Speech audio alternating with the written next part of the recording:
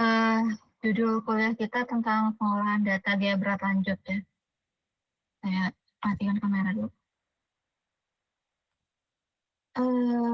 Saya khawatir ininya mati-mati. Nah, pengolahan data gaya berat lanjut. Ini outline-nya anomali gaya berat, pemisahan anomali, dan penguatan anomali. Atau istilah lainnya enhancement ya, itu peningkatan bisa juga.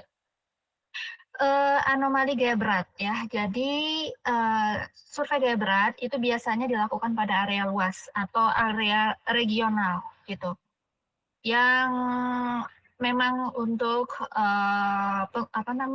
ingin mendapatkan kedalaman yang lebih dalam ya gitu. Beda halnya mungkin dengan pengukuran lokal kayak geolistrik atau seismik refraksi ya, yang lintasan ya, perlintasan nggak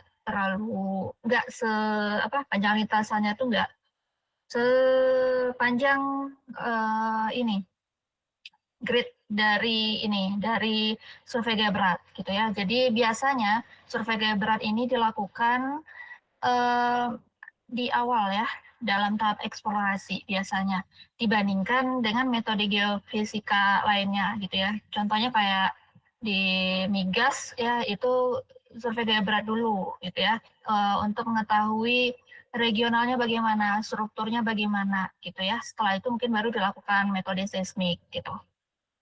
Kemudian dalam perhitungan anomali gaya berat ini terdapat dua komponen penting ya. Ini minggu lalu juga sudah saya bahas ya. Gaya berat observasi dan gaya berat teoritis ya. Gaya berat observasi itu yang didapatkan di lapangan ya, pengukuran di lapangan gitu. Sementara kalau gaya berat teoritis itu hasil penurunan rumus gitu ya. Itu. Istilah anomali itu akan sering digunakan dalam ilmu geofisika, bahkan geodesi juga gitu. Anomali sudah saya jelaskan juga minggu lalu, artinya itu aneh gitu ya. Pokoknya yang beda dari yang lain lah gitu ya, ada anomali gitu. Nah, yang kita cari itu adalah anomali ya. Semua metode geofisika pasti yang dicarinya itu adalah anomali ya.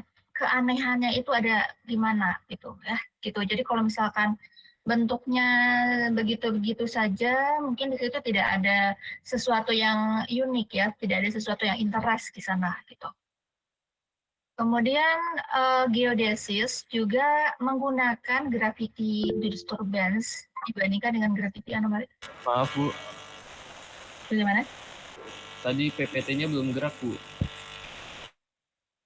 Oh gitu. Memang belum gerak sih sampai geodesis ini. Sebelumnya masih di judul awal Bu, baru sekarang pindah Bu. Oh gitu. Oh ya ya. Nanti di ini saja ya. Kalau ini. Tapi kok munculnya nggak ini ya? Harusnya munculnya itu sebentar deh ya. Eh, saya ulang lagi ya. Ini munculnya yang udah besar atau enggak? Saya ganti deh tampilannya yang ini. Maaf Bu, mungkin untuk share screen-nya jika di full screen itu pakai share entire screen Bu. Ya saya ini saja ya. Soalnya itu sering ini saya lemot atau apa ya gitu ya. Yang ini aja ya. Ini lumayan agak besar gitu. Terus ini saya lanjutkan ya. Jadi para geodesis itu cenderung menggunakan gravity disturbance dibandingkan dengan gravity anomali.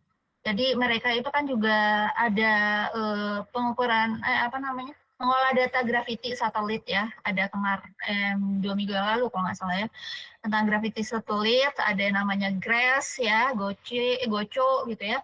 Nah itu namanya gravity disturbance ya. Jadi mereka jarang membandingkannya dengan anomali gravity versi kita gitu ya. Kalau kita kan mengukurnya langsung ke lapangan ya. Kalau mereka dari satelit semua gitu.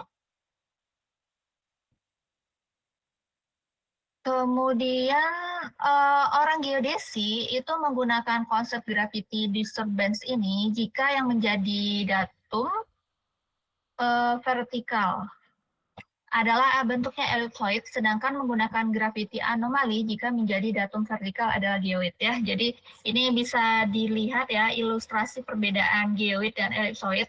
Sepertinya juga udah beberapa kali ya saya ini ya tampilkan geoid dan ellipsoid ya. Jadi sebenarnya bentuk bumi itu bentuknya geoid ya, yang tidak rata, bulatnya itu tidak rata ya gitu. Kemudian didekati dengan suatu bentuk, istilahnya di sini bentuk elipsoid ya gitu. Jadi bentuknya itu untuk menginikan ya sebagai garis semu ya dengan supaya ini menghubungkan antara ini mungkin rendah pada geoid, ini tinggi ya, itu tengahnya gitu ya. Jadi bentuknya nanti seperti benar-benar seperti elips ya gitu. Nah, tapi antara elipsoid sama geoid ya, itu kan ada selisih gitu, ketinggian. Di sini namanya N gitu. N itu merupakan geodal undulasinya gitu. Jadi ini selisih antara geoid dengan elipsoid seperti itu gitu. Nah, orang geodesi itu menyebut yang elipsoid ini ya, datum yang vertikal itu adalah elipsoid gitu. Sedangkan untuk gravity anomali itu datum vertikalnya adalah geoid ya. Jadi gravity disturbance-nya itu elipsoid. Kemudian gravity anomalinya itu ini geoid. Tuh. Jadi mungkin itulah ya yang persepsi kita ya, perbedaan persepsi kita mungkin dengan orang-orang geomatika ya atau geodesi gitu. Berikutnya masih anomali geoberat ya. Jadi dalam perhitungan anomali geoberat ini dapat dikembangkan menjadi 3 jenis anomali ya. Jadi ini yang teoritis gitu, yang yang kan tadi geoberat ada 2 ya, observasi dan teoritis ya gitu. Nah sekarang gabungannya gitu ya. Jadi gabungannya itu ada istilahnya free air anomali, simple Bogge anomali, dan ada juga complete Bogge anomali gitu. Free air anomali itu beda dengan free air correction ya gitu. Kalau yang satu FHC, yang satu FAA ya, jadi agak beda itunya. Kemudian ada simple Bogge, ada complete Bogge juga gitu. Nah sekarang yang anomali udara bebas atau yang free air anomali FAA merupakan perbedaan antara nilai percepatan gravitasi di permukaan dengan nilai percepatan gravitasi teoritis di elipsoid yang sudah memperhitungkan elevasi antara permukaan dan elipsoid.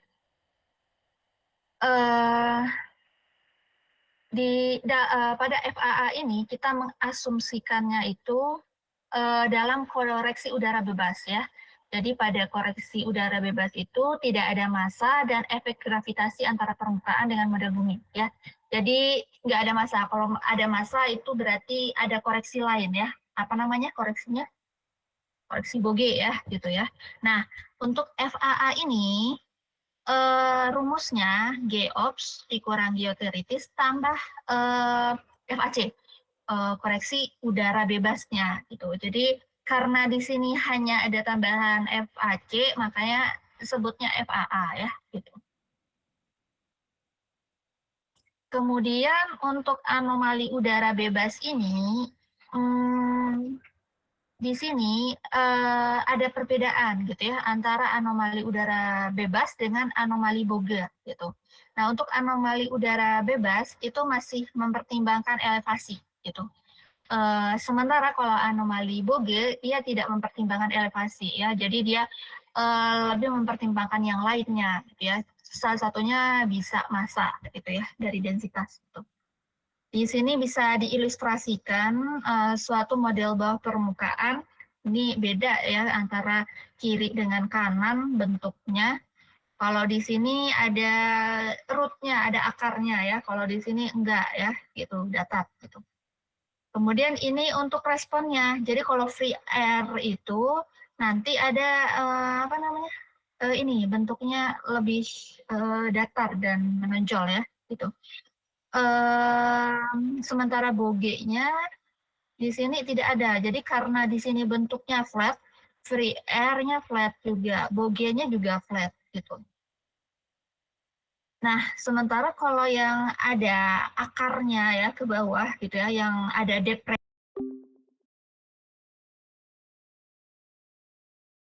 bentuknya juga cukup ke bawah gitu ya. Jadi kalau ada elevasi pun ya kan free air ada elevasi ya gitu ya. Ini tetap ya dipertimbangkan gitu. Tuh. Nah, ini bisa dilihat ya kalau ada depresi ini nanti harus sejajar ininya ujungnya ini ya gitu, ujung anomalinya ini. Gitu. Tuh. Nah, setelah anomali udara bebas atau FAA, jadi FAA itu intinya elevasi aja gitu ya, ada elevasi gitu. Dan nanti dalam pengukurannya cuma ditambah FAC gitu. Nah, untuk yang anomali Boge sederhana atau simple Boge anomali, ini ada perbedaan ya. Jadi di sini kita mengasumsikan antara permukaan dengan model bumi elusoid itu berupa slab Boge Tahingga gitu. Karena itu belum mempertimbangkan adanya lembah dan bukit ya. Jadi hanya didekati dengan slab Boge Tahingga gitu. Nah, karena itu ya perbedaannya dengan FAA eh, sebentar ya, ini kayaknya agak rumusnya salah ya. Harusnya SBA ya ini ya. Karena FAA tadi rumusnya yang ini. Ini untuk kasus darat ya, GEOPS kurang geoteritis tambah FAC kurang BC ya gitu. Jadi karena di sini ada bogey correction, kalau dia mengukur di darat itu nilainya negatif ya gitu. Kalau di laut itu nanti di sininya jadi positif gitu. Ini minggu lalu sudah kita bahas gitu. Kemudian ada lagi anomali Boge lengkap atau komplit Boge anomali.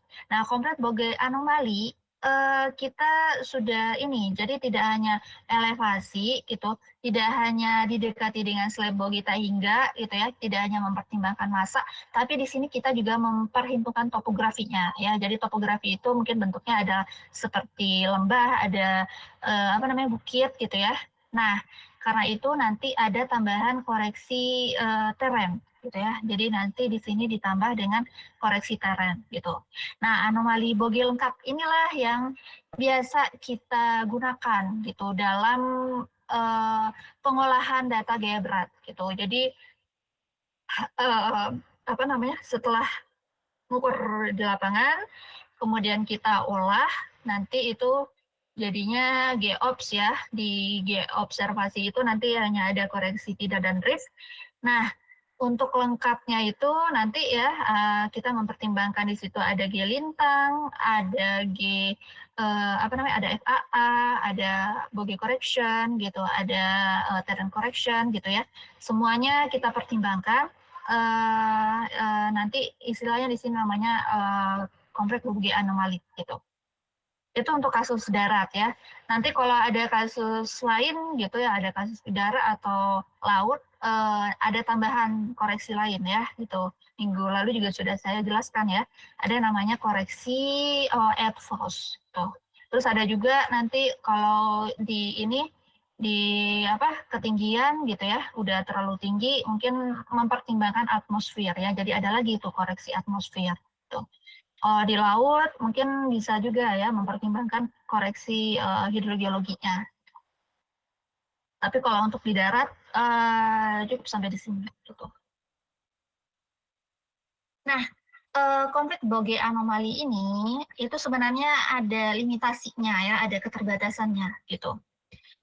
Keterbatasannya itu apa? Yang pertama, pada daerah dengan bentuk terjal atau dekat dengan pantai samudra biasanya nilai anomali Boginya itu dapat terdistorsi ya, ada gangguan karena keakuratan koreksi terrain dan teori isostasi ya.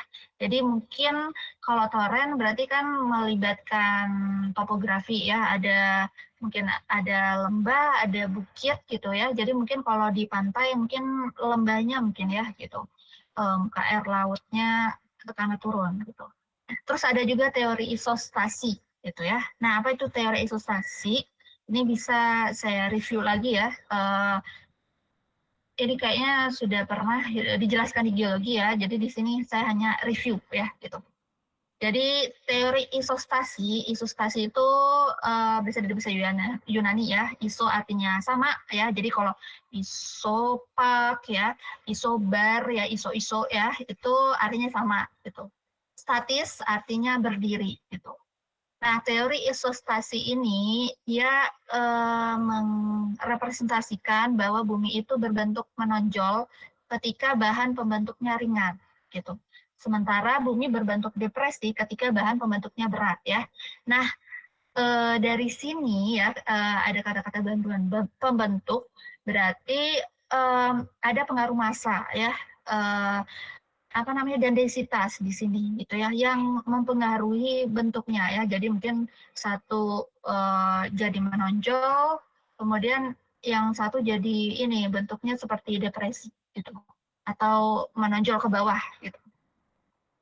Kemudian dalam teori isostasi itu ada dua model yang itu ya yang ditemukan oleh para ahli dan ini juga terkenal ya. Ada namanya model Pratt dan model Airy gitu. Di mana keduanya ini menerangkan densitas batuan kerak benua di pegunungan itu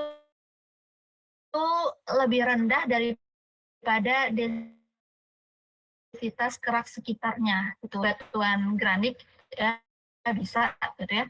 Itu nilai pada kerak samudra contohnya di situ basalt ya gitu. Jadi antara densitas kerak benua dengan densitas kerak samudra itu berbeda ya. Yang benua itu lebih rendah gitu. Menurut Pratt dan Airy gitu.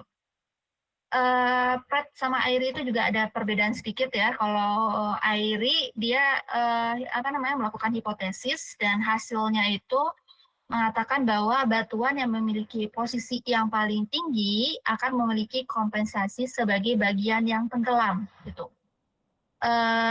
Kemudian dalam hipotesisnya, Airy ini juga menduga bahwa batuan di pegunungan tinggi itu memiliki akar yang berupa batuan dengan densitas yang lebih rendah. Gitu. Nah, sementara Pratt kebalikannya gitu. Kalau Pratt memiliki hipotesis bahwa pegunungan yang memiliki densitas yang lebih rendah namun tidak memiliki akar gitu. Ini bisa dilihat gambarnya seperti ini ya gitu.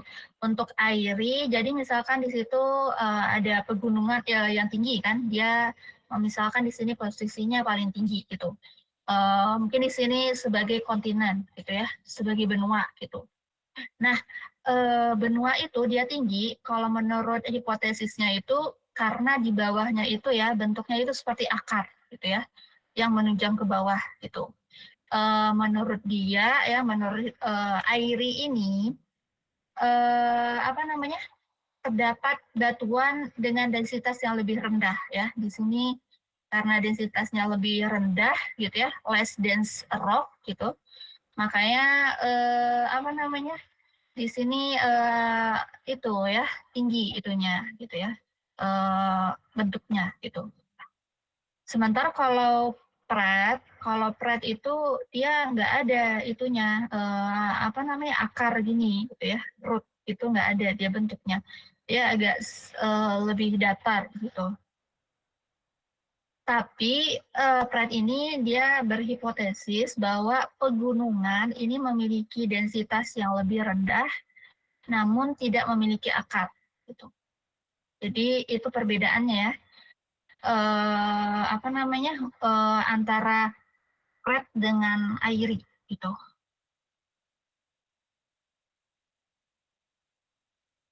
Oke, saya lanjutkan kembali ya. Jadi yang limitasi yang pertama itu mungkin di daerah sekitar pantai terdistorsi karena keakuratan koreksi terren dan teori isostasi gitu. Kemudian yang kedua, anomali Bogey ini akan salah jika densitas yang digunakan antara permukaan dan model bumi ellipsoidnya salah ya. Jadi di sini model bumi ellipsoid itu berpengaruh ya. Kalau dan densitas ya juga berpengaruh ya. Kalau salah nanti bentuknya juga salah gitu. Kemudian akurasinya akan menurun jika variasi densitas di permukaan sangat bervariasi gitu.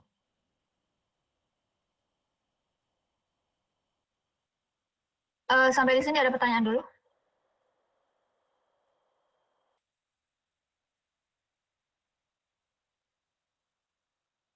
Cukup jelas, Bu. Baik. Ya, selanjutnya pemisahan anomali ya, gitu. Jadi dari anomali Bogey, jadi anomali Bogey itu akumulasi dari semua sumber anomali ya. Jadi semua koreksi-koreksi ya, itu namanya anomali Bogey lengkap gitu ya. Nah, tapi pada anomali Bogey itu kita kalau ingin mendapatkan ya, mendapatkan nilai kedalamannya ya, dan memisahkan mungkin juga ya karena dia lengkap ya, mungkin di situ nggak hanya ada itu koreksi gitu ya, tapi mungkin ada yang lainnya gitu ya. Mungkin di situ ada pengaruh kedalaman, ada pengaruh frekuensi, kemudian ada noise juga mungkin di situ gitu. Karena itu dilakukan pemisahan ya, dilakukan filter gitu ya pada anomali Bogey gitu. Jadi sumber anomali itu bisa ada anomali regional, residual, dan noise gitu. Nah, untuk dapat mempermudah interpretasi, maka dilakukan pemisahan anomali. Jadi CBA itu sebenarnya ya, jadi selain rumusnya ini, G-ops kurang geokritis tambah FHC kurang BC tambah TC, CBA itu merupakan akumulasi gitu ya. Jadi akumulasi dari sumber anomali ya. Jadi di sini ada regional, ada residual, dan ada noise ya. Semuanya ada gitu. Nah, jadi kalau kita ingin mendapatkan nilai residual, karena biasanya kan yang kita cari itu yang residual ya. Gitu. Walaupun mungkin juga ya, mungkin ada beberapa penelitian ya yang tujuannya itu atau target projectnya itu untuk mendapatkan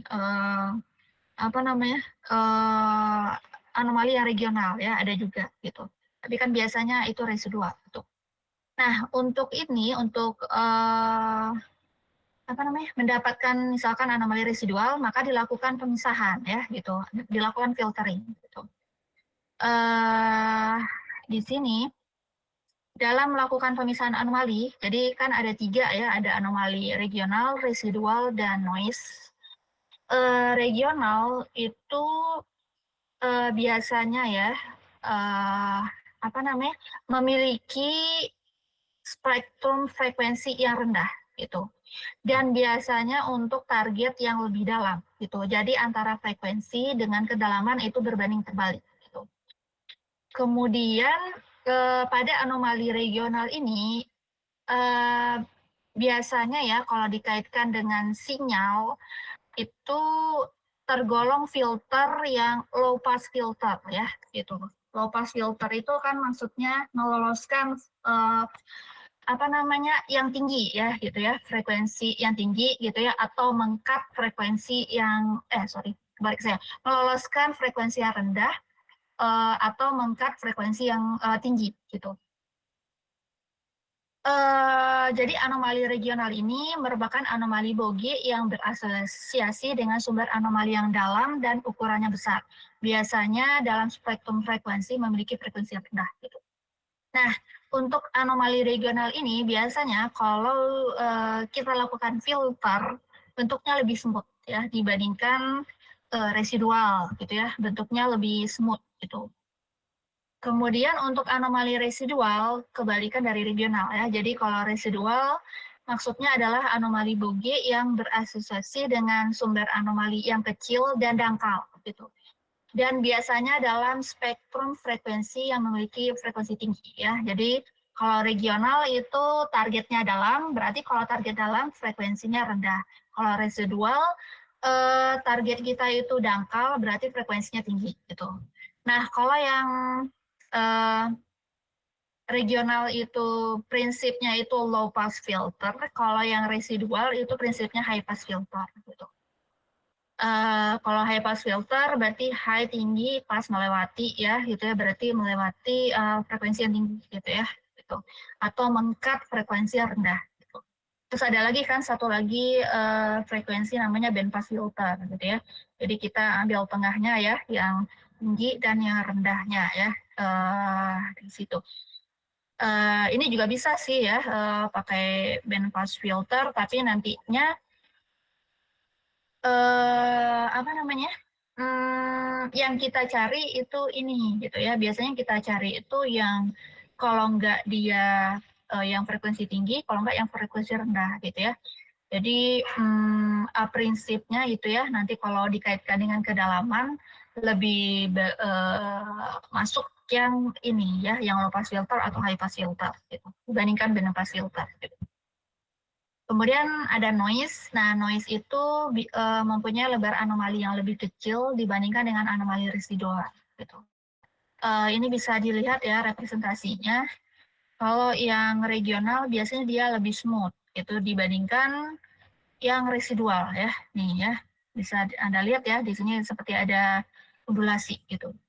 Kemudian ini untuk yang noise ya. Noise itu sisa-sisanya. Nah, ini ilustrasi grafiknya ya, cara mendapatkan apa namanya, anomali regional dan residual ya. Jadi ini tuh sebenarnya hasil slice ya, hasil pemontokan. Jadi misalkan ada peta ya, terus Anda pilih gitu ya lintasan, ada slice gitu ya. Dari situ nanti dapat responnya, respon anomali. Respon anomali itu yang seperti ini ya, misalkan. Ini yang observasi ini itu yang apa namanya Bogge-nya ya gitu ya. Nah, kemudian kalau kita ingin mendapatkan yang regional, bentar, saya nggak bisa nandain ya.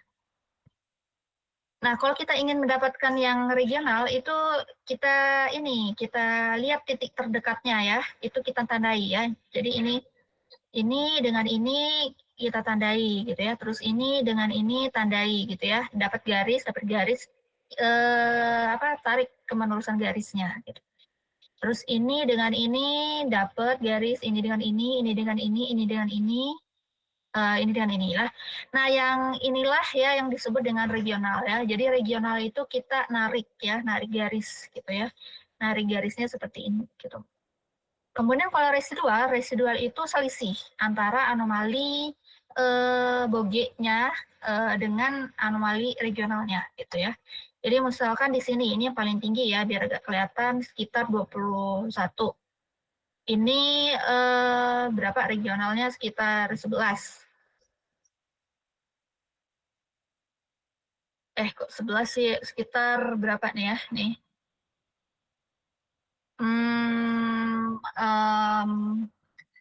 12,5 lah ya gitu ya. Kemudian ini sekitar 21.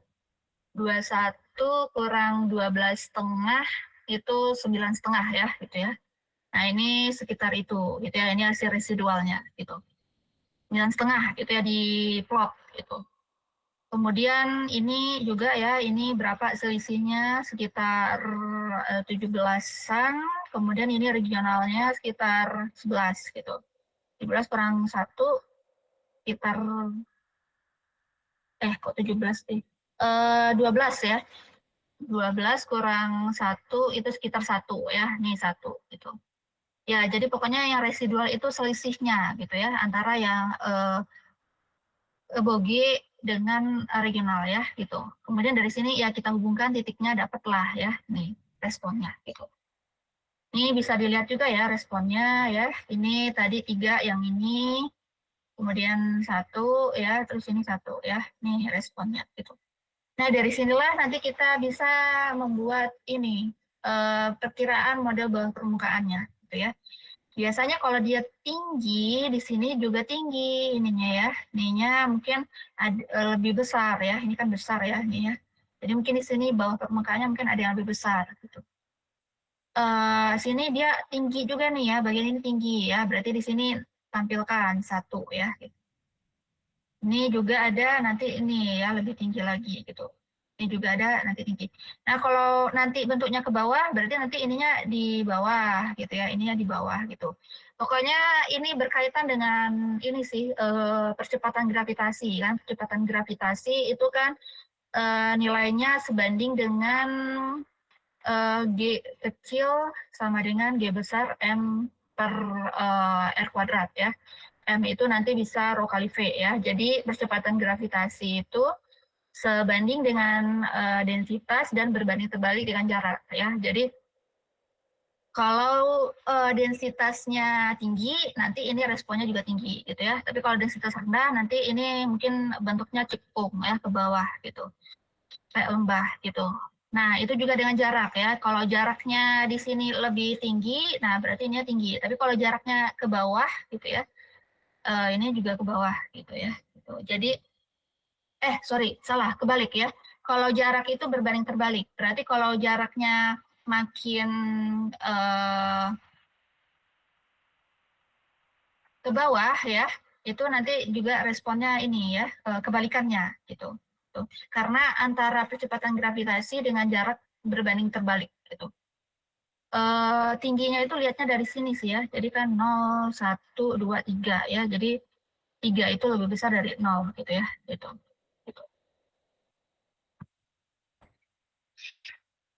Ini itu ya. Nah, ini grafik di sini ya. Saya ada videonya ya supaya agak lebih nangkep gitu ya cara mendapatkannya. Gitu.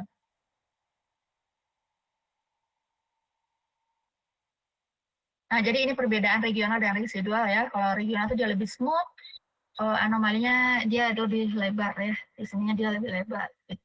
Kemudian dia untuk target dalam dan struktur regional. Gitu. Kalau residual dia bentuknya lebih lancip. Namanya ini. Nah, ini itunya ya grafik respon anomali ya gitu. Ini bentuknya. Mungkin dari sini lah saya belum selesai ini menjelaskan yang ini ya. Residual itu dia lebih lancip.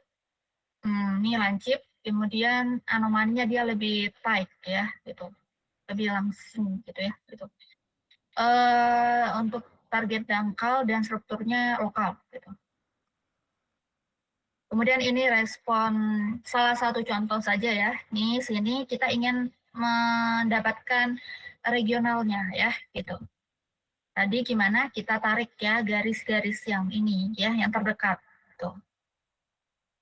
Tarik ya. Ini namanya yang titik-titik garis merah ini namanya regional gitu. Ini boginya. Nah, kalau residual nanti kita selisihkan saja ya. Jadi kalau misalkan di sini 1,6 ya, di sini 1,6 kurang 1 0,6 ya, berarti nanti bikin sini ya, bikin sini residualnya gitu. Ini sekitar min 0,3 ya, ini sekitar 0,5 ya, 0,5 min 0,3 kurang 0,5 itu sekitar min 0,8, berarti nanti turun lagi ke bawah bentuknya. Itu peta residualnya.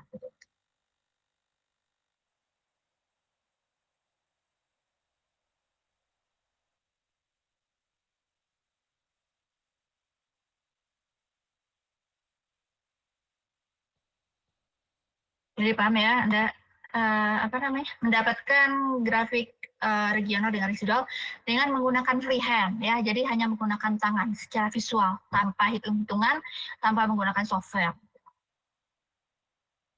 Itu yang tadi garis ya. Sekarang bentuknya peta ya gitu. Nah dari peta juga bisa dilakukan freehand ya gitu untuk mendapatkan peta residual ya gitu. Ini contohnya peta anomali Bouguer ya. Ini anomali Bouguer yang garisnya lebih tebal gitu ya. Ini 20, 25 gitu. Nah, regionalnya tarik yang di sini ya. Nih paling dekat nih, terus ini paling dekat. Ini paling dekat ya, ini paling dekat ya. Tarik garis ini berarti ini yang namanya regional ya. Jadi ini 10, 15, 20, 25 gitu. Sementara kalau residualnya diselisihkan ya. Jadi yang di sini kurang yang di sini itu berapa ya, sini kurang sini itu berapa, sini ke sini itu berapa, sini itu berapa ya. Gitu. Ini dapat residual. Mungkin yang lebih enak di itu ya, ada videonya ya. Gitu.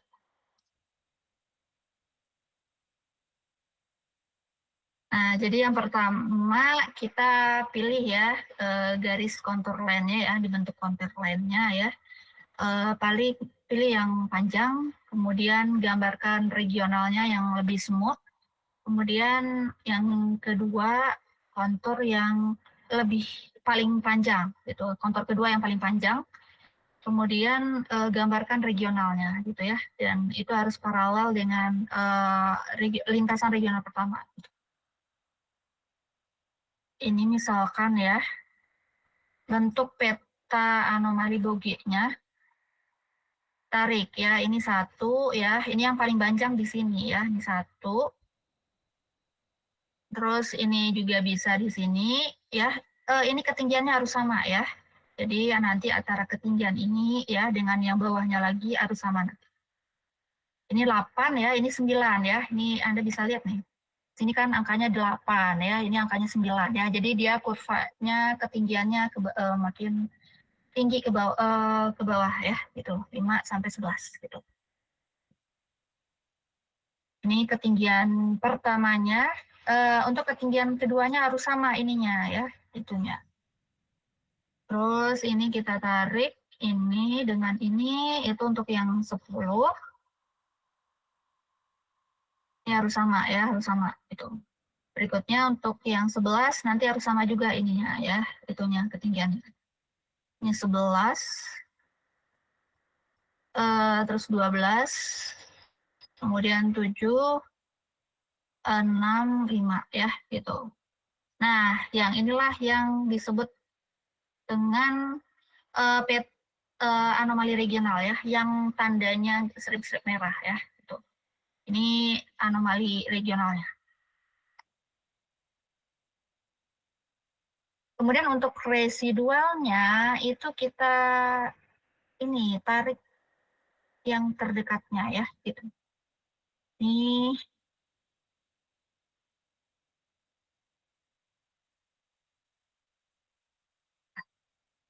bisa dilihat ya ada garis yang ungu ya. Jadi ini misalkan yang ini gitu ya. Ini yang pertamanya ya. Ini yang pertamanya. Kalau yang pertama itu 0 ya di sini ya. Ketinggiannya dia misalkan di sini 0 ya. Ini yang pertama, ini yang pertama ya. Ini yang pertama, ini yang pertama, ini yang pertama, ini yang pertama ya. Perpotongan pertamanya ya. Ini ya antara Bouguer dengan regionalnya ya. Ini. Terus ini perpotongannya yang pertama. Kemudian ini yang ini gitu ya. Terus ini yang ini yang ini. Itu ketinggiannya 0 ya, ketinggiannya 0 semua. Kemudian titik berikutnya, ketinggian berikutnya itu -1 ya. Ini -1 karena ini kan ini ya, bertemu juga ya regional dengan Bouguer-nya. Ini yang berikutnya -1. Kemudian di sekitar sini juga ada ya, tuh bisa dilihat ya, sekitar sini, ini yang kedua ya.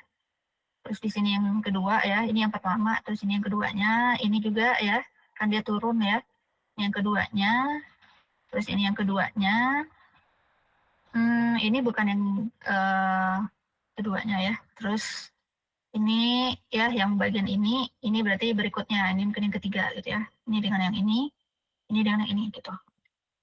Kemudian tadi ada lagi kan, tadi yang belum berarti 0 titik yang kedua ya, gitu. Kayak contohnya yang ini nih.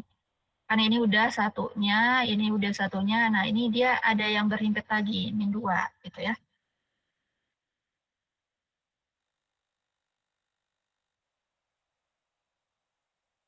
Lalu ini juga ya, ini kan tadi udah ya, ini yang pertama, terus ini perpotongan yang kedua. Kemudian ini yang ketiganya ya, yang ketiganya. Terus kalau yang ini juga ya, ini yang pertamanya, kemudian ini yang keduanya, terus ini yang ketiganya. Gitu. Nah, titik-titik yang ini, nantilah yang kita ini, bikin konturnya ya. Jadi, saya harap Anda sudah paham dengan kontur ya, karena kan Anda sudah mengambil mata kuliah geologi ya, gitu ya. Ini kan yang kontur itu kan yang ketinggiannya sama ya, memetakan ketinggian sama. Ini 0 dengan 0, 0 dengan 0 ya, tarik ya, gitu. Kemudian yang satu juga ya, ini dengan satu ya, tarik semua gitu. Baru yang terakhir yang kedua gitu ya. Tuh. Nah, itulah yang disebut dengan peta residualnya. Ini dengan cara smoothing pakai tangan ya gitu ya, tanpa perhitungan gitu. Nah, ada pertanyaan dulu sampai di sini?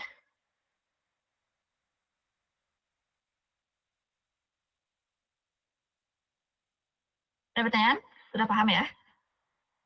Insya Allah Ya, paham, baik. Bu. Selanjutnya pemisahan anomali berikutnya ya, tadi kan pakai tangan ya, freehand gitu ya, atau smoothing ya, gitu yang secara manual gitu. Nah, sekarang proses pemisahan lainnya ya bisa dilakukan dalam dua jenis pemisahan ya. Di sini pemisahan dalam domain spasial dan dalam domain frekuensi atau bidang gelombang ya. Itu jadi ada dua ya domain gitu. Nah, untuk domain spasial di sini bisa menggunakan yang pertama interpolasi polinomial. Nah, polinomial itu pangkat ya gitu ya, pangkat polinomial itu beda-beda ya, tergantung ya, kalau tergantung ordenya gitu, mungkin orde 2, 3, 4 ya, nggak mungkin orde 1 ya, nanti hasilnya sama gitu. Sampai nanti bentuknya sesuai dengan yang paling cocok ya, dengan representasi regionalnya yang mana gitu. Ini untuk rumus interpolasi polinomial. Delta GR, delta G0, delta G1, X tambah delta G2, X kuadrat tambah delta G3, X pangkat 3 tambah bla bla bla, tambah delta GN, X pangkat N ya. Gini. Jadi ini tergantung X-nya sampai, orde-nya itu sampai berapa. Gitu ya. Gitu. Ini metode freehand tadi ya. Jadi kalau metode freehand, maksudnya di sini adalah menggunakan pendekatan lukisan garis lurus untuk menentukan anomali regional gitu. Jadi ini perbedaan dengan polinomial ya. Jadi kalau freehand secara ini ya, kita melukis sendiri. Secara visual ya kita bikin sendiri. Tapi kalau yang sudah ada ini ya, ada domain spasial dan domain frekuensi, berarti kita ada perhitungan di sini gitu ya. Ada perhitungan. Ini tadi yang polinomial ya. Polinomial ini sebenarnya sekarang udah jarang ya digunakan karena itu ya, karena dia pakai pangkat ya gitu. Jadi kita kayak melakukan trial and error gitu ya. Sampai pangkat keberapa gitu ya, agar nanti hasil peta residual dan regional kita itu sesuai dengan yang kita inginkan gitu ya. Jadi karena trial and error, jadi agak sedikit lebih itu ya, apa namanya, banyak percobaan, jadi kayak masih ragu-ragu lah bentuknya gitu. Jadi pakai yang metode lainnya gitu ya sekarang. Ada yang namanya moving average gitu. Moving itu artinya berpindah, average rata-rata ya. Jadi perataan rata-rata gitu. Untuk moving average itu nanti tergantung namanya window ya, lebar jendela gitu. biasanya lebar jendela itu angkanya angkanya ganjil gitu. Contoh perhitungannya di sini ya, ini bentuknya ya. Nah, nanti kalau yang ini kan 3 ya, berarti ini 3 di sini titik pertamanya gitu. Ini yang contoh lebar jendelanya 3 ya, 3 kali 3 gitu. Ambil titik tengahnya ya, ini berarti ini titik tengahnya ya, ini titik tengahnya. Terus ini nanti titik tengah sini ya, diurutkan ya dari 0, 10, 20, seterusnya gitu, 30 seterusnya. Terus ini berarti nanti titik tengahnya sini ya, di 30 gitu. Ini diisi terus ya sampai nanti ininya terpenuhi gitu ya. Jadi kalau yang di sini berarti tengahnya sini gitu. Nah, sampai nanti ke sini. Jadi kalau perataan moving operasi itu artinya kan perataan bergerak ya. Jadi kita menghitung ini sejumlah window ya dibagi sejumlah data dan dibagi dengan window-nya gitu ya. Misalkan kalau window-nya 3 kali 3 berarti bagi 3 ya gitu. Terus nanti kalau 5 berarti data kita bagi 5 gitu ya. Jadi kalau misalkan ini 3 kali 3 nanti tengahnya sini gitu ya. Ini ya. Kalau misalkan 5 berarti ini nanti tengahnya udah 3 kali 5 ya. Berarti nanti mungkin sekitar sini lah tengahnya gitu ya. Seperti itu ya, gitu. Nah, dalam menghitung moving average ini, kita kan butuh window ya. Jadi sebelumnya itu dapat window dari hasil analisis spektrum ya, gitu. Baik, ini secara visualisasi ya. Kalau ini kan peta ya, gitu ya. Jadi kalau dari peta ini ya, kita bisa lakukan slice untuk menghitung ininya, untuk mendapatkan nilai anomali regular residual. Sebenarnya moving average itu dasarnya dari matematika ya gitu. Jadi orang-orang matematika dan ada juga sih orang-orang ekonomi gitu ya menerapkan metode ini juga ya untuk ya kasus mereka lah ya gitu ya di bidangnya mereka gitu. Nah kalau kita juga bisa ya, kalau di geofisika itu bisa untuk metode gaya berat dan bisa juga untuk metode magnetik ya gitu. Ini ilustrasi ya gitu ya. Jadi ini peta ya. Ini ilustrasi untuk mendapatkan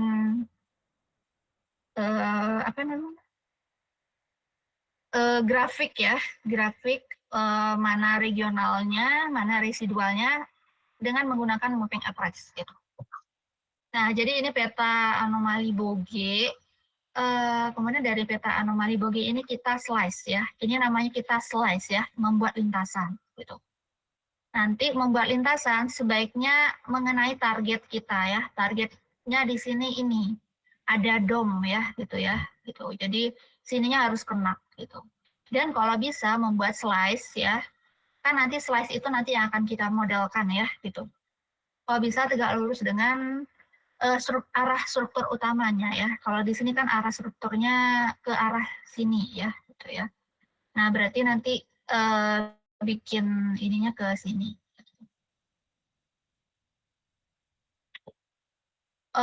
Kemudian tahapannya ini ya, kita bisa melipat peta ini ya, boleh bagian atasnya atau boleh bagian bawahnya. Kalau di sini saya bagian atasnya ya, yang akan saya bikin kurvanya ya gitu. Ini itu ya, ini yang kurva ya, bukan, sorry, maksud saya bukan yang peta ya. Kalau yang peta nanti ini agak lebih tricky gitu ya untuk mendapatkan secara manual ya. Biasanya sudah pakai komputasi ya gitu ya untuk mendapatkan peta anomali residual dari hasil pengolahan moving average yang ini ya, yang dari peta itu. Nah ini yang secara 2 dimensi ya. Kalau secara 2 dimensi ya kita bisa buat hitung sendiri gitu. Nah, jadi kan ini ya kita buat bawahnya gitu ya, anomali Boge-nya gitu ya. anomali gaya berat Bogge-nya gitu. Ini dari peta Bogge karena nanti berarti hasilnya juga anomali Bogge gitu. Nanti kalau Anda peta residual berarti anomali residual. Gitu. Nah, tapi sekarang kita ingin mendapatkan anomali residualnya gitu. Ini panjangnya ini sudah saya sesuaikan ya gitu. Kemudian di sini kita tarik ya, ini 50 ya, kan ini ada 50, 0 ya, 0 otaknya di sini, min 50 di sini, 100, min 100 di sini, min 150 di sini, min 200 di sini, min 250 sini ya, ininya harus sesuai ya, nih 350, 450 ya, sampai nanti di sini ya, 800 gitu. Kemudian kita hubungkan, dapat ini yang merupakan slice dari hasil A ke A aksen ya. Jadi ini A aksen ya. Nih ya responnya itu. Respon anomali Bogge-nya gitu. Nah, dari anomali Bogge ini kita bisa menghitung kita bisa mendapatkan anomali regionalnya dengan menggunakan metode moving average ya. Contohnya di sini kita pakai window-nya 3 ya. Window-nya 3 ya. Ini nggak 3 kali 3 ya, 3 ya, karena ini cuma 2 dimensi. Nah, sama kayak tadi ya, kan ini ada angkanya ada berapa nih? Ada 1, 2, 3 ya, gitu ya. Berarti min 50 tambah 0 tambah min 50 itu kan sekitar min 100 ya, dibagi 3 gitu ya. 100 bagi 3 sekitar min 33 ya gitu. Saya nggak bisa coret ya di sini. Nah, mungkin min 33-nya sekitar sini gitu ya. Sorry, ini angka ketiganya nggak ditulis ya, 1, 2, 3, berarti yang sekitar sini gitu ya, min 3-nya gitu. Kemudian 0, 50, 100, berarti 150 bagi 3, 50 gitu. Berarti nanti 50-nya sekitar sini gitu. Berikutnya 150, 150 ya, titiknya sekitar sini gitu ya. Nah, mungkin kalau agak ini ya bisa diplot Excel ya. Ini saya plot ke Excel saja ya gitu. Hasil ininya ya gitu ya. Jadi di sini kan ada min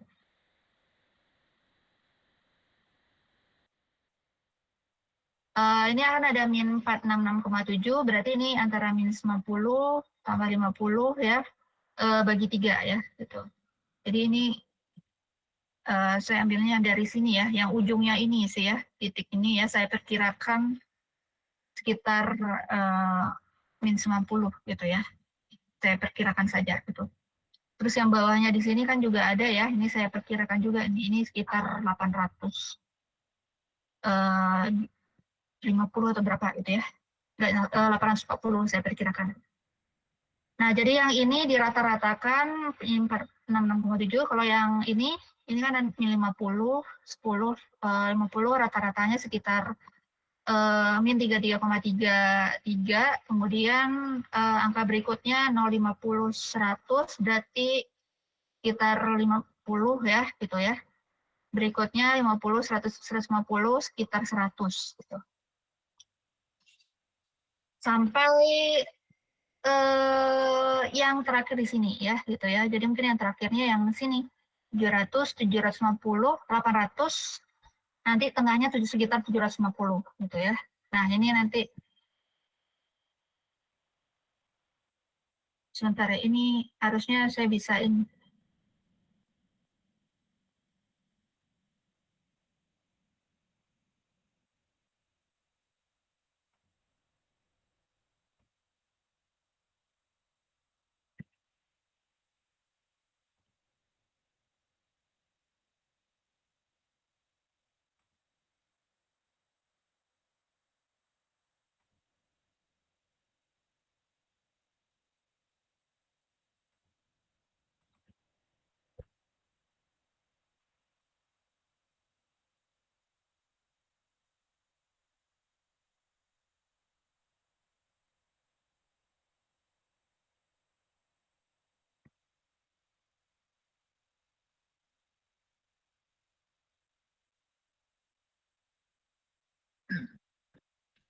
Ya, itu ya, gitu ya.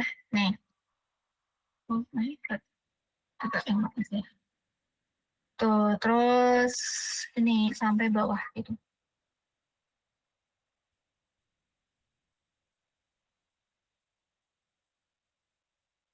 Terus sampai bawah ya gitu. Nah, itu untuk regionalnya ya, yang hasil moving average.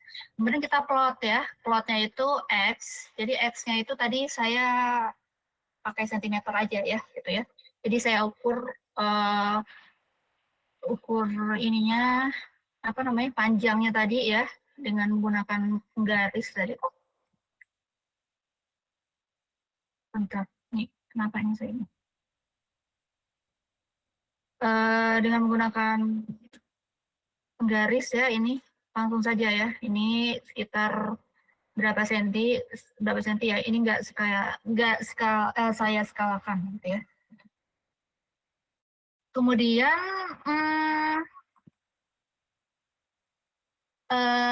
untuk residualnya nanti dikurangkan antara bogey-nya dengan moving average-nya ya gitu. Jadi ini kurangnya ya, delta GU-nya dikurang dengan moving average gitu. Kemudian sini semua ya dapat, nanti saya bikin itunya, bentuknya gitu.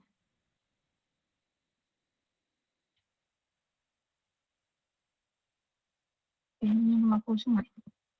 Nah, kemudian saya plot yang X-nya, jaraknya masih dalam sentimeter dengan bogey ya. Ini bogey itu gambarnya yang biru garisnya, delta GU, kemudian yang moving average yang merah, dan residual di sini yang hijau, itu seperti itu. Nah, itu kalau yang lebih detail ya, gitu ya. Nah, tapi nanti mungkin kalau misalkan kayak ujian gitu ya, itu kan nggak mungkin ya kita ngitung kayak gini ya, kalau kalau close book gitu ya. Nah, nanti Anda perkirakan saja ya, gitu. Jadi misalkan tadi 50, 100, 50 sekitar 33 di sekitar sini aja gitu ya. Terus kemudian 0, 50, 100, rata-rata 50 ya. Berarti nanti sekitar sini gitu ya. Ini ya sekitar sini ya. Terus nih sekitar sini ya gitu. Pokoknya nanti angkanya tuh yang paling ujung ya gitu ya. Pas titiknya ya. Berarti ini 50, 10, 33-nya sini ya yang di ujungnya. Bentar ya ini ya. Izin bertanya Bu, berarti kalau misalkan yang 50 050 berarti itu taruhnya di ujung 50 yang di kanan ya Bu? Iya, yang paling ujung di kanan ya. Nih 50, kemudian ini 150, 50 sekitar sini. 150, 100 ini berapa tuh? 200 bagi 3 sekitar 66,7 ya, sekitar sini. 200 450 bagi 3 sekitar 150 gitu ya. Kemudian 250, 200 400 tambah 200 600 berarti sekitar sini gitu ya. Nah, ini nanti saya tebelkan ya, nanti Anda bisa lanjutkan gitu.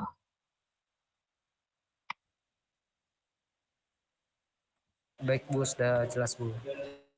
Ya, itu ya. Warnanya yang agak kontras lah. Tuh. Izin bertanya Bu. Ya. Kenalin Bu, nama saya Sultan Fahri. Mau nanya Bu, ini kan mengenai pemisahan anomali domain spasial ya Bu ya. Nah, kemarin itu kan kami sudah praktikum juga dan kurang lebih ada proses slicing ataupun pemotongan seperti ini. Tapi itu peruntukannya itu untuk pemetaan bawah permukaan. Nah, pertanyaannya apakah metode yang dilakukan ini sama untuk yang kami lakukan untuk pemetaan bawah permukaan itu Ibu? Model kan ya, buat model ya? Iya Bu. Iya, ini nanti setelah ini nanti Anda model ya.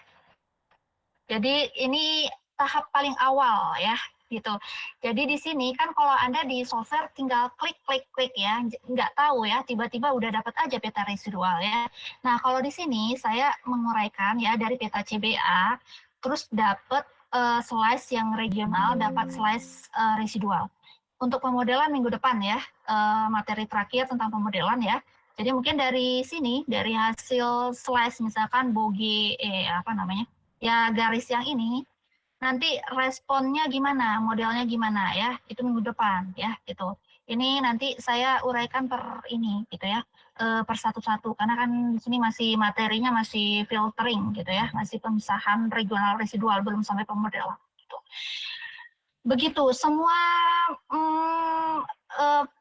metode, baik itu mungkin moving average, mungkin nggak tahu nanti di praktikum ada diajarkan metode apa lagi ya gitu ya, ada kalau di sini ada upward continuation, ada SVD gitu ya, ada till derivation juga ya, segala macam gitu ya.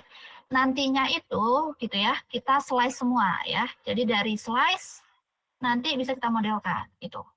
Ini saya secara manual ya, karena saya pernah ngasih kemarin ya, minggu lalu ya ke angkatan kakak kelas sekalian ya, ternyata nggak semuanya yang paham slice gitu, karena mungkin karena pakai software ya, jadi udah langsung dapat model, nggak bisa ininya membuat ininya tuh datangnya dari mana gitu ya, grafik ini tuh dapatnya dari mana gitu. Jadi harusnya kalau udah di slice gitu ya, Anda paham gitu ya, bentuk grafiknya tuh gimana gitu ya. Ini kan 50, 100, berarti mungkin di sini itu mungkin di sini agak tinggi ya karena ini min ya, terus di sini turun turun ya. Terus di sini ada dom gitu ya. Nanti itunya nanti sininya berarti sinkron gitu ya, seperti itu gitu. Itu ya. Nanti dari sini Anda bikin residualnya ya. Untuk membuat residual, ingat bogey dikurang dengan regional gitu. Berarti di sini ini angkanya berapa nih? Ini angkanya min 50, terus min 100. Ini tadi sekitar 67 ya, yang angkanya pas lah ya gitu. Ini selisihnya ya. Kalau selisih langsung aja ya. Ini sekitar min 33 ya. Ini berapa ya? Min 50. Ya, min 33 min 50 dikurang min 33 berarti itu sekitar min 20-an ya. Berarti mungkin di sini gitu. Residualnya gitu. Kemudian 100 kurang 50 ya mungkin di sekitar sini gitu ya. Nah, ini nanti kita terus nanti dapat itu ya. Ya, ini kan sudah ada ya gambarnya ya, bentuk yang residualnya. Oh ya, bentuk residualnya kayak gini ya. Tuh, ini saya masih agak ngasal gitu ya. Nggak saya hitung semua. Itu ya, cara untuk mendapatkan respon anomali regional ya. Jadi nanti Anda nggak hanya klik-klik engineer gitu ya. Klik-klik, kan biasanya kalau klik langsung dapat itu respon anomali. Nggak tahu datangnya di mana ya. Datangnya itu tergantung metode yang digunakan ya. Kalau misalkan di sini metode moving average, langkahnya seperti itu. Gitu. Baik, kalau tadi spasial ya. Jadi spasial kan dipengaruhi jarak ya. Nah ini kan di sini ada jaraknya ya, berpengaruh gitu. Sekarang yang ini, yang frekuensi ya gitu.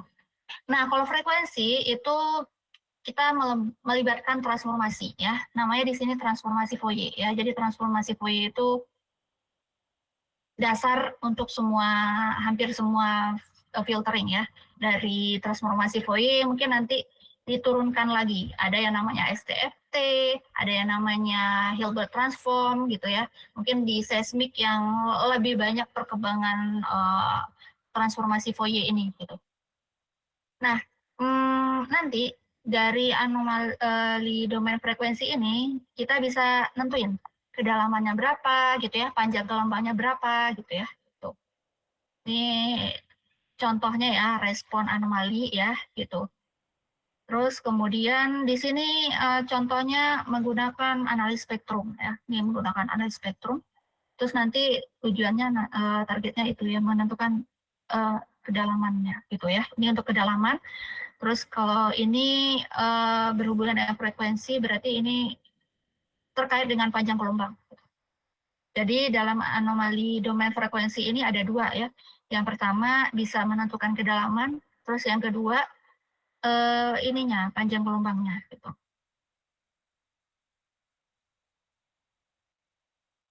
Kemudian sekarang materinya penguatan anomali atau istilah kalau di jurnal-jurnal ya kan biasanya menggunakan bahasa Inggris enhancement gitu. Enhancement anomali itu merupakan proses untuk menguatkan sumber anomali gitu. Sumber anomali ini dapat diketahui perkiraan kedalamannya dengan menggunakan analisis spektrum. Analisis spektrum ini merupakan salah satu proses pemisahan anomali dalam domain frekuensi gitu. Kemudian dalam analisis spektrum nanti ada dua yang bisa kita dapatkan. Yang pertama itu mengestimasi kedalaman untuk mengetahui kedalaman sumber anomali dalam dan dangkal sehingga membantu proses pemodelan geologi bawah permukaan. Kemudian yang kedua lebar jendela.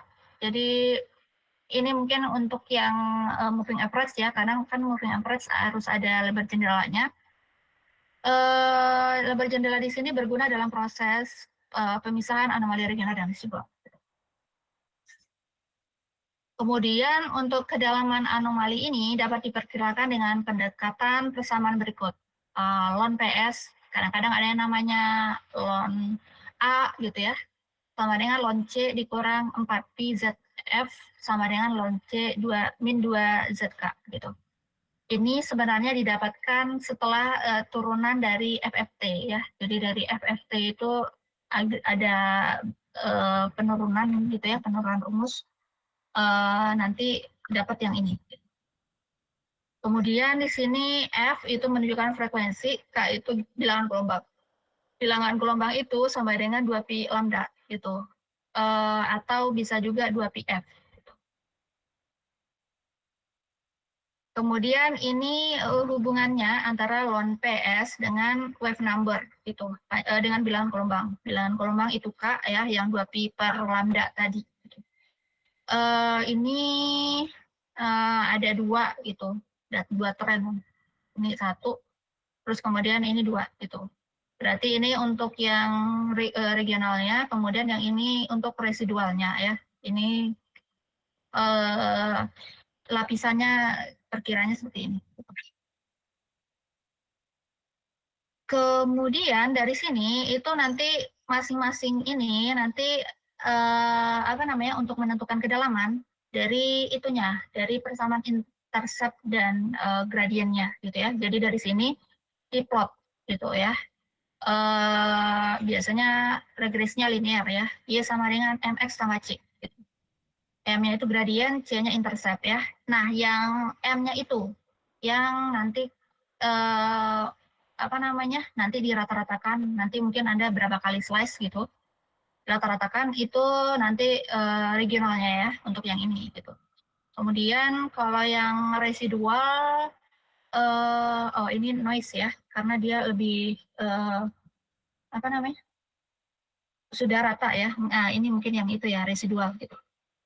Kemudian yang residual nanti juga seperti itu, Y sama dengan MX sama C. Kemudian yang gradien nanti dirata-ratain berapa ya gitu. Nah, itu untuk yang kedalaman residualnya. Gitu.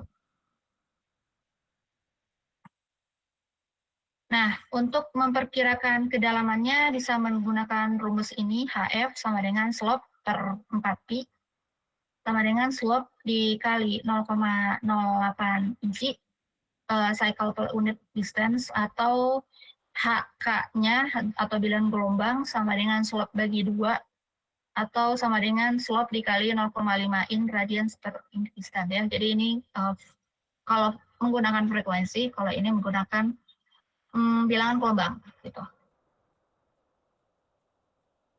Kemudian untuk menentukan lebar jendelanya itu berarti K 2pi per n kali delta x ya. Delta x jarak spasi grid ya. Jadi makanya dalam pengukuran gravity kan itu ada jarak antar titik ya, grid gitu ya. Harusnya idealnya itu lebih rapi ya. Kalau lebih rapi harusnya sama gitu. Tadi saya sudah sempat melihat sekilas desain Anda ya. Kayaknya Anda ngasal gitu ya. bikin titik-titiknya stasiunnya itu di mana ya. Akhirnya nanti nggak tahu tuh delta X-nya berapa itunya, jarak spasi gridnya berapa gitu ya, karena nggak rapi gitu ya, gitu. Kebanyakan nggak rapi, bahkan ada yang nggak ada gambar. Kalau yang nggak ada gambar nanti saya salahkan. Gitu. Jadi spasi grid itu nanti dipakai di sini ya, dipakai untuk menentukan lebar jendelanya. Gitu. Terus N ya, N itu digunakan untuk melakukan pemisahan anomali pada domain spasial dengan menggunakan filter moving average gitu. Jadi nanti di sini dapat N lebar jendelanya berapa gitu. Oh ya, di sini ada K cut off. K cut off itu dapatnya dari sini ya, perpotongannya gitu ya, perpotongan yang di sini itu K cut off-nya. Gitu. Terus biasanya untuk moving average itu ganjil ya. Jadi nanti berapapun angka Anda bolehkan ke bilangan ganjil ya, ke atas gitu. Misalkan kalau 6,8 berarti nanti 7 gitu. Terus apa namanya? 5 kalau 5 itu sudah ganjil ya gitu ya. Kalau kayak mepet-mepet itu biasanya dinaikkan ke atas gitunya. N-nya ya, nilai N-nya ya. N itu menunjukkan window-nya gitu. Ini sudah ya, karena Anda sudah praktikum, jadi saya rasa Anda sudah paham. Seperti itu ya. Kemudian ini itu saja ya sekilas ya. Sebenarnya ini materi pengayaan ya gitu. Tapi mungkin ada di antara Anda mungkin nanti yang tugas akhirnya yang apa namanya ngambil graffiti gitu ya, kan itu nanti nyobain filter apa gitu ya gitu. Nah ini ada filter lain selain tadi itu ada moving average ya, ada lagi filter lain ya gitu. Ini namanya upward dan downward continuation atau kontinuasi ke atas dan kontinuasi ke bawah gitu. Bisa digunakan pada dua metode, baik itu Gebrat maupun magnetik. Di sini perbedaan antara upward dengan downward continuation seperti ini ya. Jadi kalau upward continuation itu kita menghasilkan transformasi dari data pengamatan baru seolah melakukan pengukuran dilakukan pada elevasi yang lebih tinggi dari pengamatan sebenarnya gitu. Nah, kalau upward itu kita melakukan apa namanya seolah-olah melakukan pengukuran pada elevasi yang lebih tinggi, berarti kalau downward seolah-olah pengukurannya dilakukan pada elevasi yang lebih rendah gitu. Kemudian kalau untuk upward continuation, bidang ditransformasikan menjadi bidang di atas bidang datum survei gitu ya. Bisa dilihat di sini gambarnya. Ini itu kita datumnya nanti kita seolah-olah menghitungnya dari atas gitu ya, dari sini gitu ya. Ini upward ya, ke atas gitu. Kemudian upward continuasi ini memprediksi anomali pada ketinggian yang lebih tinggi dan menekankan panjang gelombang spasial yang lebih panjang ya. Berarti di sini kalau panjang gelombangnya lebih panjang, berarti frekuensinya tinggi atau rendah. Bilangan panjang gelombang dengan frekuensi itu berbanding lurus atau terbalik.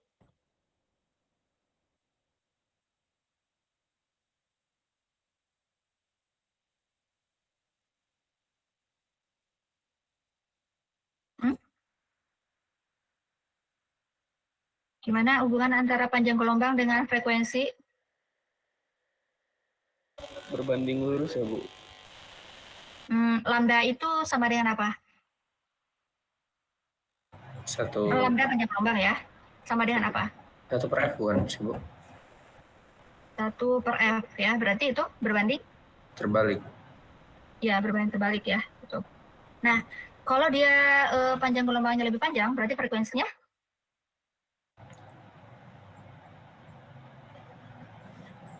Lebih kecil Bu. Frekuensinya tinggi atau rendah?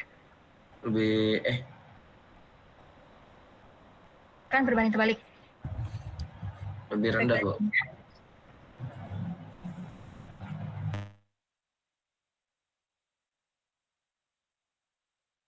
Rendah atau tinggi?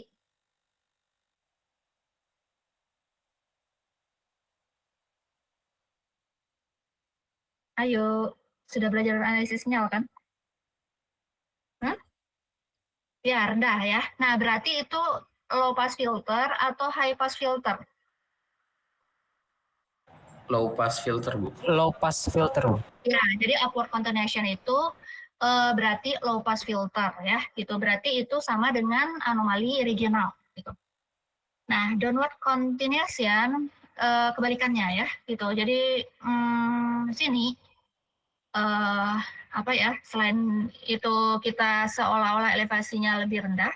Kalau dalam prosedur matematikanya ya, perhitungannya itu menghitung anomali pada level yang lebih rendah dan proses ini menekankan panjang gelombang yang lebih pendek, tetapi dapat menjadi tidak stabil ya, dan kadang-kadang menghasilkan artefak gitu ya. Jadi mungkin downward itu hasilnya lebih ini ya, kayak residual gitu ya. Jadi mungkin ini yang high pass filter. Gitu.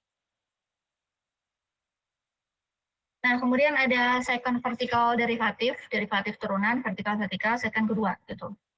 Artinya di sini kita melakukan penurunan kedua terhadap vertikalnya gitu. Pada metode second vertical derivative, di sini anomali residualnya ditunjukkan oleh anomali second vertical derivative yang menggambarkan sumber-sumber anomali yang bersifat dangkal ya. Jadi kalau menggambarkan sifat anomali dangkal berarti itu anomali residual ya. Jadi biasanya SVD itu tidak perlu dilakukan pemisahan regional residual lagi ya, karena hasilnya itu sudah langsung residual. Gitu. Di sini ada bisa terjadi error pada SVD itu karena dalam turunannya itu dalam mengenhance ya, mengenhance itu ini menguatkan gitu ya istilahnya kalau yang apps gitu sini gitu ya. Karena turunan ini meningkatkan noise sehingga dapat digunakan untuk mendeteksi data outlier. Outlier itu artinya pencilan dan data blunder gitu ya, yang menonjol sebagai anomali besar dalam peta gitu. Ini bisa ini turunannya ya. Saya dulu ini apa namanya? Waktu saya sidang ini ditanya ya ininya ya. Dari anomali Boge ini coba bikin respon itunya gitu, gambar SVD-nya bagaimana ya gitu. Jadi ini ya, ini respon anomali Boge-nya ya, ini belum diturunkan gitu. Kemudian ini diturunkan sekali terhadap horizontal. Sebenarnya untuk SVD ini di matematikanya juga ada sih ya, apa namanya? Mungkin ada bisa perdalami lagi gitu ya matematikanya gitu ya. Gitu. Kemudian dari sini ya, ini biasanya kebalikannya sih ya. Kalau kan ini kita turunkan terhadap horizontal ya, horizontal itu yang ini gitu ya. Nah biasanya di sini kalau nilai tengahnya di sini agak apakah kan di sini dia ada peningkatan ya gitu ya. Nah, berarti di situ mungkin ininya ada ini, gitu ya. Sebentar ya. Ada dia naik ya, berarti di sini ada antiklinnya, gitu ya, gitu. Terus di sini sudah landai, berarti di sini turun, gitu. Kemudian SVD itu menurunkan terhadap vertikalnya, gitu ya. Turunkan terhadap vertikalnya di sini, lihatnya di sini, gitu ya. Ini ada ini biasanya kalau dia melandai ya, dia naik atau turun berarti itu ada kita bagi dua gitu ya. Nah ini kan naik ya gitu ya, kan ini terhadap vertikalnya gitu ya. Terus berarti di sini ini terus ini turun gitu ya. Mungkin ini penurunannya ada ya, saya nggak terlalu bahas ya karena ini materi pengayaan ya untuk di ITERA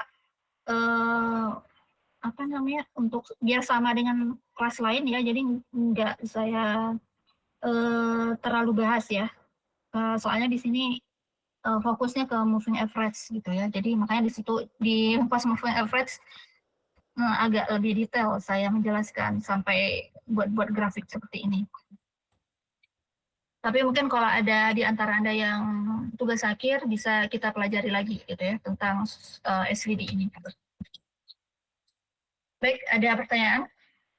Jadi SVD sama output ini hanya pengayaan. Gitu. Nanti materinya itu cuma sampai ini, gitu ya, sampai penguatan anomali. Kebetulan materi ini saya yang buat itunya ya, soalnya. Ada pertanyaan?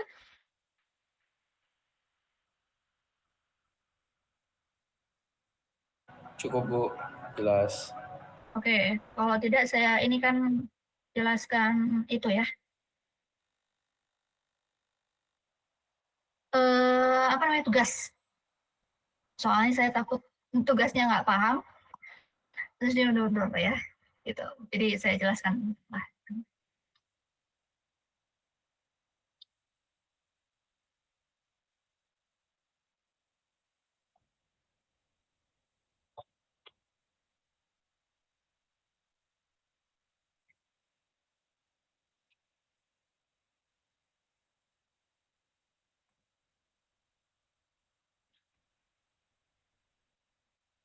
Nah, tugasnya ada dua ya. Yang pertama, analis spektrum. Anda biasa analis spektrum pakai Excel. Sekarang pakai kalkulator. Soalnya kalau ujian itu kan nggak pakai laptop ya. Gitu. Dan ini juga untuk melatih Anda. Saya itu bahkan dari TPB sebenarnya. Regio apa namanya, pakai regresi, pakai kalkulator ya. Jadi setiap tahun itu selalu ada itu ya, kalau nggak tugas, kalau nggak ujian UTS ya, pakai regresi ini ya. Jadi saya ingin Anda juga familiar menghitung regresi pakai kalkulator ya, nggak pakai laptop. Ini wave number K dan non P ya. Kemudian ada plot di kertas milimeter blok ya. Diperkirakan saja gitu ya. Nggak terlalu pas karena kan ini 4,3 sekian, 4,54 ya, nggak terlalu pas juga nggak apa-apa ya, pokoknya representatif gitu ya, gitu. Yang penting ini angkanya ya, gitu. Ada yang bawa kalkulator? Ada Bu. Nah, Bu, sekarang kita coba ya. Kira-kira ini berapa lapis? Ini berapa lapis lagi ini? Ya, maksud saya itu kan kadang-kadang ada tambahan noise-nya ya, gitu ya. Ini kayaknya cuma 2 ya, jadi ini dari sini ya 4, itu regionalnya. Terus ini sampai sini, itu residualnya ya, gitu. Nah, Anda inputkan. Ini saya misalkan saja ya, NIM-nya 200 ya, 6,200, 5,200. Anda pakai kalkulator. Kan sumbu X-nya itu wave number ya. Nanti ini X-nya, terus yang ln P itu yang Y-nya ya. Gitu. Berarti nanti 0,6,2, 0,018,5 gitu ya, gitu. Nah, Anda buka kalkulator.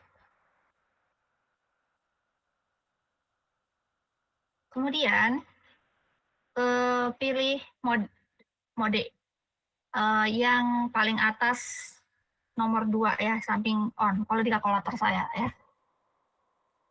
Ada modenya. Ada nyobain? Pas saya Modenya itu izin bertanya Bu, itu ya. modenya mode apa ya Bu? Ya, tunggu. Soalnya di setiap. Oke, udah sampai mode ya. Ntar. Pilih regional, pilih regresi. Itu 3 ya. Pilih angka 3. Kemudian dari reg, karena kita ingin melakukan regresi linier, pilih 1 ya. Jadi di sini ada lain-lain juga sih, ada regresi linier, log, eksponensial, power ya, lain-lain ya. Sekarang kita yang pakai linier ya, gitu. Pilih 1 ya, linier 1 gitu. Nah, setelah itu Anda inputkan datanya ya. Tadi kan X-nya 0, K, Y-nya ln P, berarti 0, 0, koma ya. Komanya itu yang di atas ya, bukan koma titik ya. Jadi di atas di sini untuk ada AC ya, tulisan saya ya. Terus ada del ya, di atasnya itu ada koma, tanda koma. sampingnya itu ada M plus ya. Nah, itu komanya yang itu ya, bukan koma titik. Gitu. Itu anggap aja 6,2 ya, 6,2 gitu. Berarti 0,6,2 gitu. Setelah itu Anda pencet M plus. M plus itu ada di, kalau di kalkulator saya ada di atas AC gitu. Nah, itu kan nanti keluarnya N sama dengan 1 ya. Ada yang sudah sampai di sini?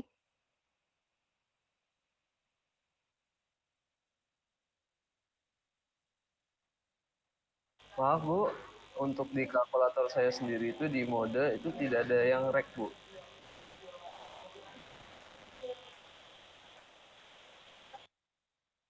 Bentar ya. Saya clearkan dulu ya, soalnya datanya kalau nggak di-clear, itu ya, saya reset dulu. Anda bentuknya kayak gimana? Coba diitukan layarnya gimana ya. Soalnya kalau yang beda nanti itu juga, itunya beda tipenya. Coba nyalakan kameranya, liatin ke saya itunya, kalkulatornya. Maaf Bu, izin untuk foto ke grup aja mungkin ya Bu ya. Oh iya ya. Atau Oke. saya foto lalu saya share screen. Oke, mana nih?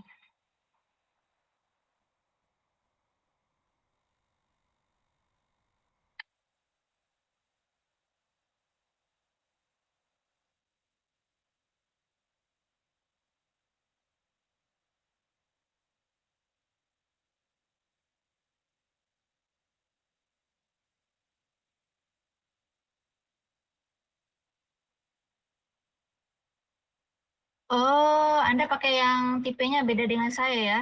Itu beda lagi tutorialnya ya. Mungkin Anda bisa cari ya. Ini kasih lah linknya nanti ya, link tutorialnya. Nanti ke grup ya. Soalnya ini agak beda ya. Nanti Anda geser ke bawah-bawahnya. Kalau nggak salah di sini ada pencetnya tabel kalau nggak salah ya. Terus nanti ada regionalnya ya. Soalnya beda dengan kalkulator saya ya. Gitu. Tapi kalau yang di bawah kayaknya beda juga ya.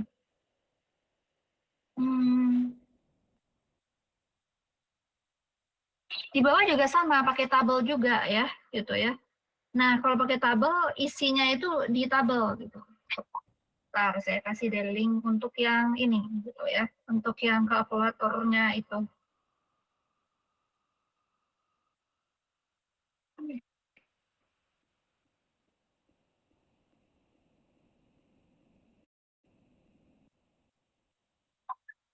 Ya,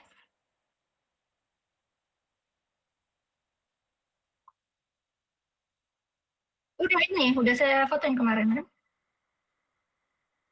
Oke, ini bisa dilihat untuk yang tipe 1 ya, saya share ya. Tutorial, bisa Anda lihat tutorial di YouTube-nya nih.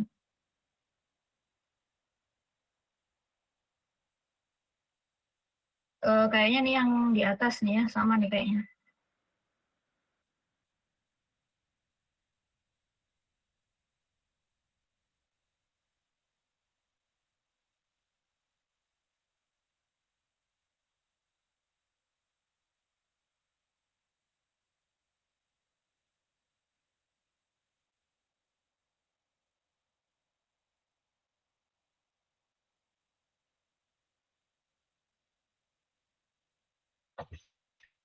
Mungkin Anda bisa lihat tutorialnya ya di situ ya, soalnya beda tipe kalkulatornya dengan saya ya. Saya nggak familiar dengan yang itu ya, gitu. Terima kasih Bu. Bisa nggak keluar nggak itu regresinya? Kalau melihat tutorialnya ya.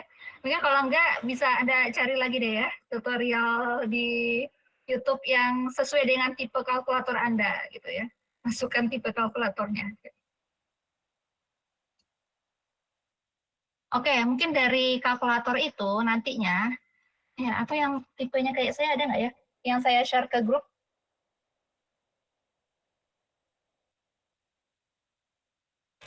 Beda Bu, kalkulatornya Bu. Oh gitu, berarti saya nggak bisa menjelaskan ya gitu ya. Tipe kalkulatornya beda dengan saya gitu. Oke, baiklah. Mungkin nanti Anda terpaksa belajar dari YouTube ya, cara melakukan regresi dengan kalkulator gitu. Tapi nanti intinya jangan terbalik ya. Yang X nanti K, terus yang Y-nya nanti ln P gitu. Kemudian tahap selanjutnya karena Anda sudah praktikum, Anda bisa selesaikan ya gitu ya. Jadi dari sini nanti plot, ini kayaknya cuma 2 ya, hanya regional dan residual, nggak ada noise ya gitu. Nanti dari sini berarti langsung lakukan estimasi kedalaman anomali regional dan residualnya. Anda bisa kan? Yang di sini bisa jawab nih. Apa namanya? Langkahnya ngerti nggak ini?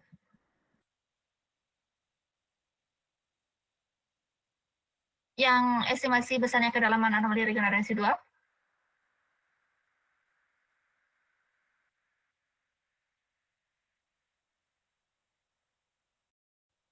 Ada yang sudah mengerjakan partikel?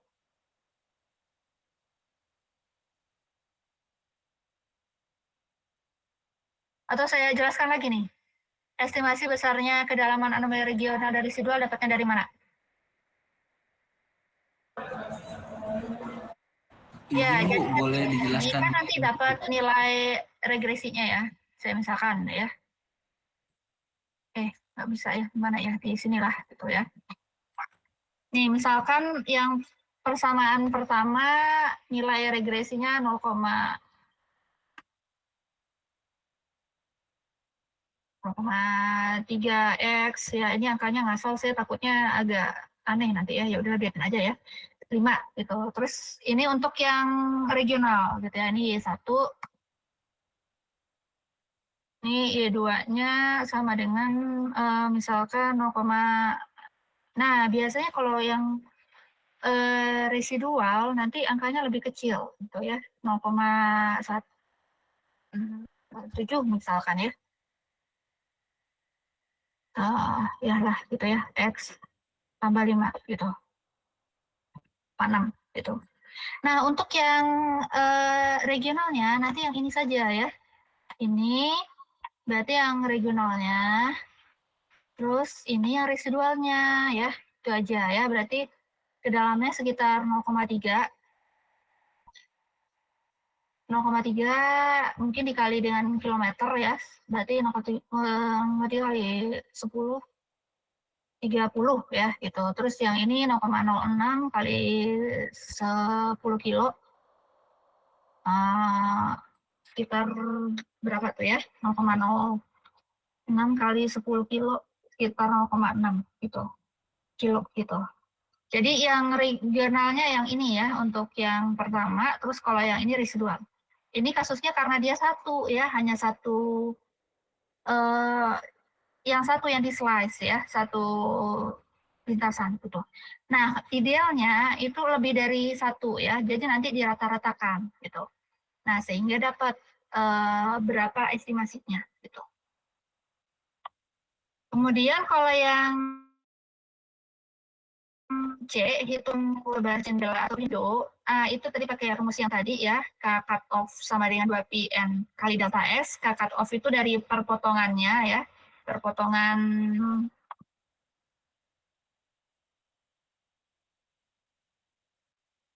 misalkan perpotongan ini dengan perpotongan dengan ininya ya, ini mungkin regionalnya, ini residualnya, terus ini perpotongannya ya. Nah, ini yang K cut off-nya 2pi N dikali delta X. Yang kita cari di sini N-nya ya, delta X-nya 10 ya. Tinggal Anda masukkan ke rumus gitu. Saya rasa Anda paham ya? Paham? Untuk yang C paham ya, karena kan kayaknya sudah ya. Yang mungkin yang B mungkin yang kurang gitu ya.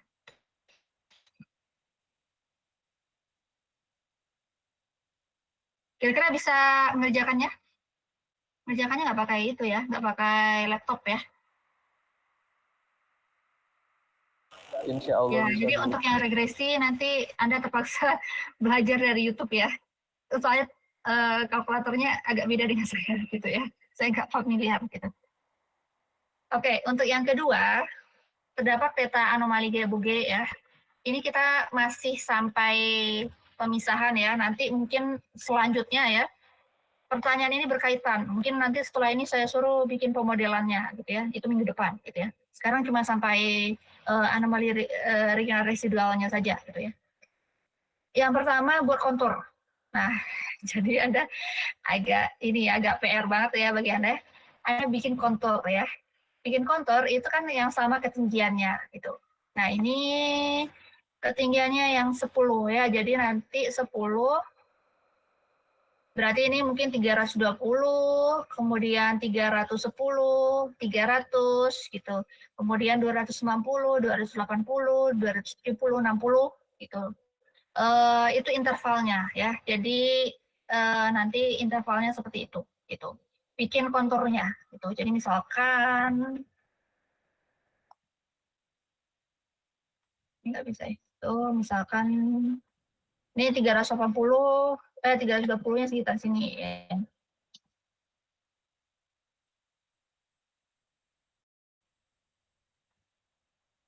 Terus ada berapa lagi nih ya? Nih, saya nggak saya pas. Terus ada lagi 310. Ini masih 15 di 10 berarti sekitar sini ini.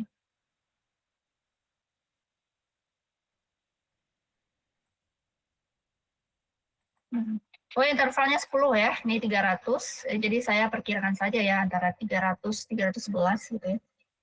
Ini itunya 320 310. Kemudian 300 berarti sekitar sini ya. Mungkin Anda bisa lanjutkan nih petanya. Ini ujungnya kalau saya ini nanti saya ngerjakan. Nih, gitu ya. Itu ingat. Nah, begitu seterusnya ya. Sampai nanti berapa itunya gitu. Nah, setelah Anda buat konturnya, Anda kan sudah belajar geologi ya. Saya kira Anda paham ya membuat kontur. Ini bisa Anda lanjutkan. Kemudian buat peta anomali regional dengan freehand. Nah, itu tadi yang ada saya contohkan di YouTube.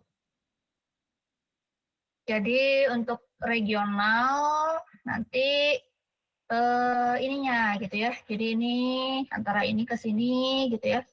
Ini ke sini, ini ke sini gitu.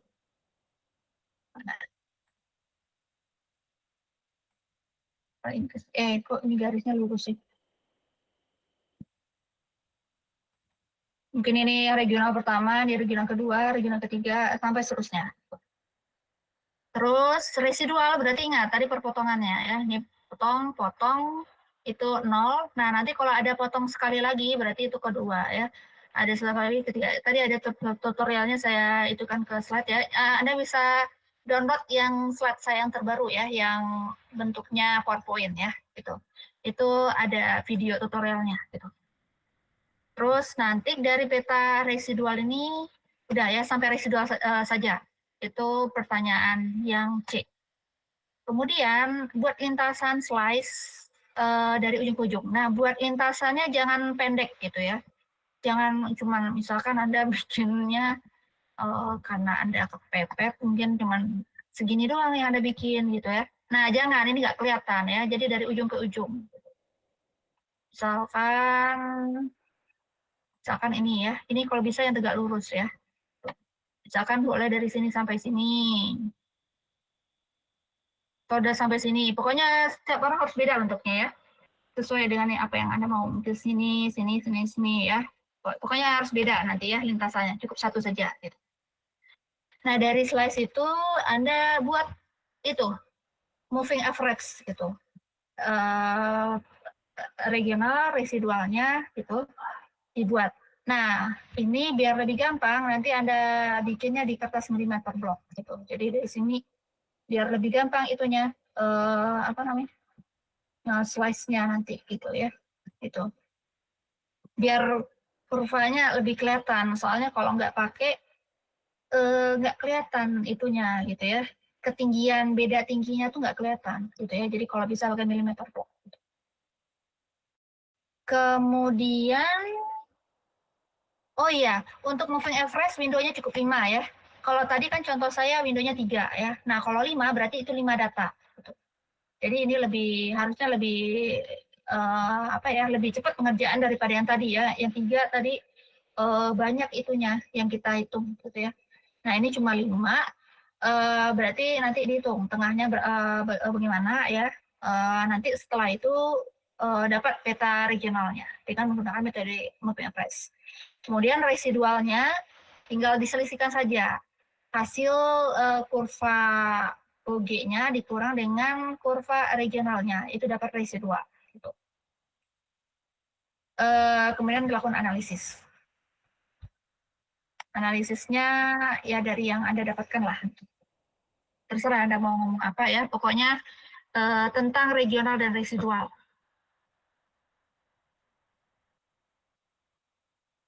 Baik, ada pertanyaan dulu?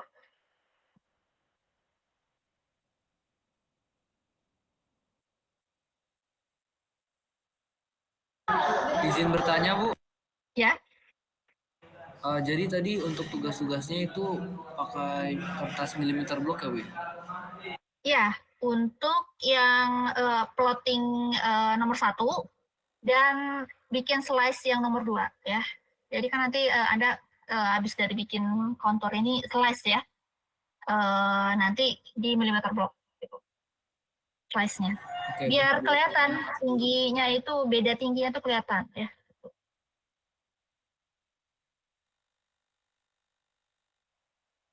Ada pertanyaan lain?